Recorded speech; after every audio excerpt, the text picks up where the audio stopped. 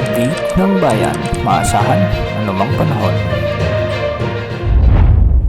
Magandang araw po sa ating lahat. Ngayon ay araw ng Martes, May 27, 2025 at narito na ang pinakahuling update sa magiging lagay ng ating panahon sa susunod na 24 oras.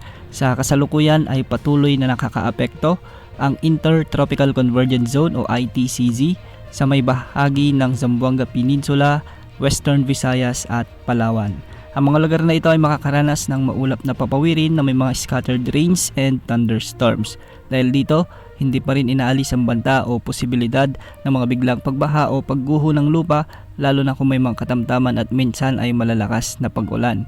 Pinag-iingat natin ang mga kababayan dito, lalo na yung ilang araw nang nakakaranas ng mga pag-ulan dulot ng weather system na ito. Samantala, sa nalalabing bahagi ng Mindanao ay magiging bahagyang maulap hanggang sa maulap naman ang mga kalangitan na may mga isolated rain showers and thunderstorms dulot pa rin ng Intertropical Convergence Zone. Posible rin ang banta ng flash floods at landslides lalo na kung may mga umiiral na severe thunderstorms. Samantala, may frontal system naman na nakakaapekto sa extreme northern Luzon, particular sa Batanes at Babuyan Islands. Kaya ang mga lugar na ito ay makakaranas ng maulap na kalangitan na may mga kalat-kalat na pagulan at may kasamang thunderstorms. Dahil dito, posible rin ang banta ng mga biglang pagbaha o pagguho ng lupa, lalo na kung may mga katamtaman at minsan ay malalakas na pag-ulan. Sa Metro Manila at nalalabing bahagi ng bansa ay ang mainit na easterlies naman na magdadala ng malinsangang panahon at maraming lugar sa Luzon ngayon ang makakaranas ng mataas na heat index. Pagsapit naman ng hapon at gabi ay posible na ang maulap na kalangitan na may mga kalat-kalat na pagulan at may kasamang thunderstorms, kaya posible pa rin ang banta ng mga biglang pagbaha o pagguho ng lupa.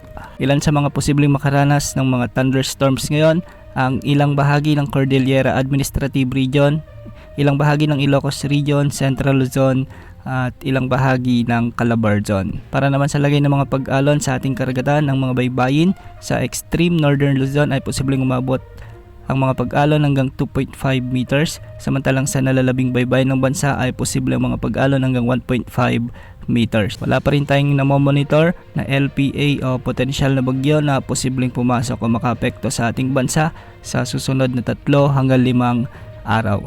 Yan ang update sa lagay ng panahon. Ito po ang weather update ng bayan, maasahan anumang panahon.